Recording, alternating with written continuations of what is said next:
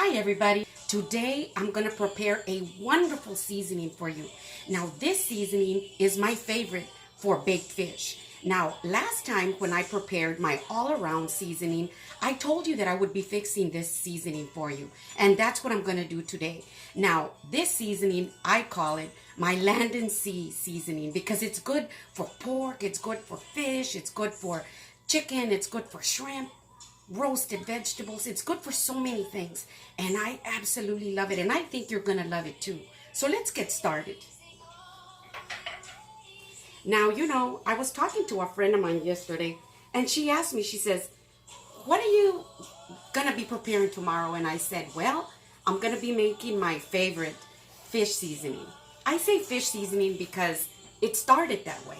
And she said, oh my gosh, I'm so glad you're going to do that because I never know what to do with my fish. And I asked her a question. I said, what do you put on your fish when you bake fish? And she said, well, you know what? I hardly ever bake any fish because I really don't know what to do.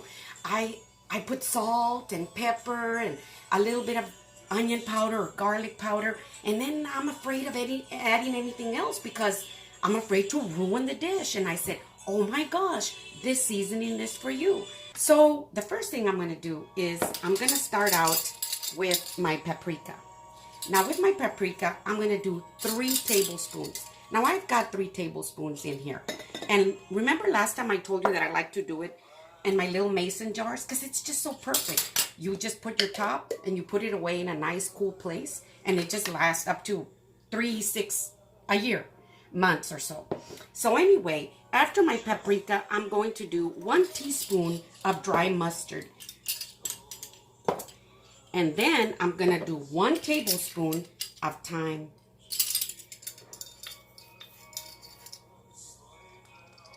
Just like that. I'm going to do 1 tablespoon of dry oregano. I'm going to do 1 teaspoon of cayenne pepper. You don't have to use it. So I've got 1 teaspoon in here. But it just gives it a little kick. Then I'm going to do 1.5 teaspoons of brown sugar. Now, I played around with a brown sugar because I didn't want it to be real sweet, and it isn't. It just kind of neutralizes, the pungent spices. So I love it in this seasoning. Now I'm going to use my garlic powder, and my garlic powder is going to be 2 tablespoons and a half. My onion powder is going to be 1.5 of my onion powder. I'm going to do 1 teaspoon of cumin.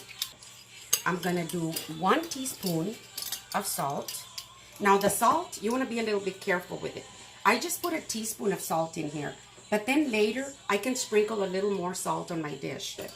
So I'm going to put 1 teaspoon, and I'm going to put 1 teaspoon of pepper. Now that I have all my spices that I have here before you put together, I'm going to go ahead and mix them up. See how pretty that is?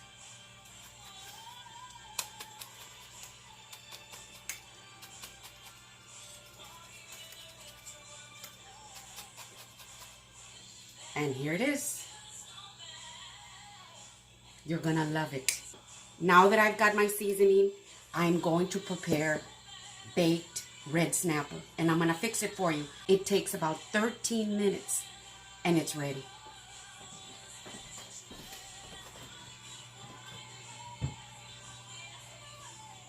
I've got my 3 red snapper fillets. My Ron loves to go fishing, and red snapper is one of the fish that we eat the most, but you can prepare any type of fish that you like. Today I'm fixing red snapper. So the first thing that I'm going to do is I'm going to spray it lightly with a little bit of cooking spray. Now I've got my baking dish. I've got 1 tablespoon of melted butter here. So I'm going to put 1 tablespoon of melted butter here, just like this.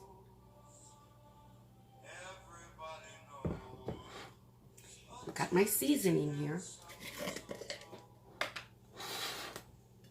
And I'm going to sprinkle it really, really well. Just like that.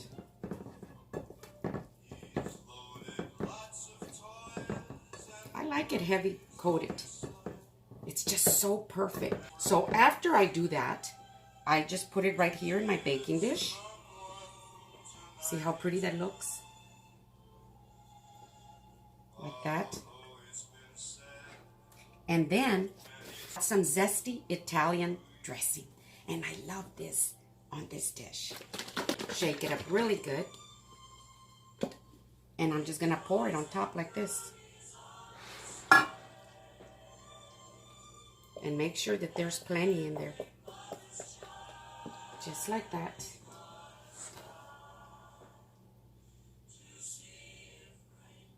Look at that. Now that I have put my Italian dressing on it, I'm just going to put a few slices of lemon on top. Just like this. And I've got my oven set at 400 degrees.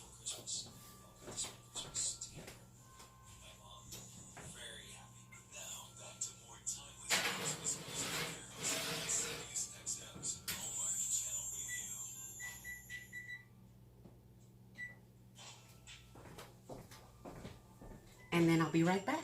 My timer just went off, and I'm gonna get my fish out. And I think it actually plays a big role in the morale of the cast and crew. Everybody was so excited to get to lunch, and then so happy coming back from lunch. I ended up leaving my fish in there for 16 minutes. Now, all the ovens are different. Mine gets hot, but maybe yours is hotter, and my fish fillets were a little bit thicker. So if your oven doesn't get that hot, or if it does, just adjust the time. It should be anywhere between 13 and 18 minutes. Oh my gosh, look at how beautiful these look. Look at that. Also had roasted some red potatoes, and I timed them to where they would be done at about the same time. Now you can serve anything that you want with this dish. I like red potatoes.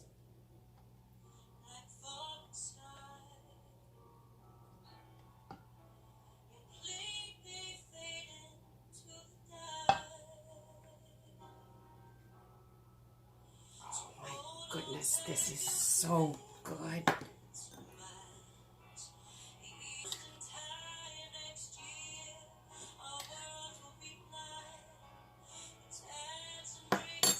Look at this, guys. Doesn't that look wonderful? It is. Oh my gosh, and the fish is so flaky, and it's just perfect. Look at that.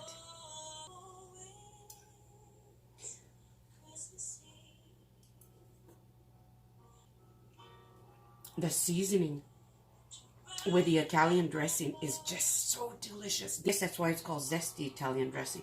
It is so delicious on this fish.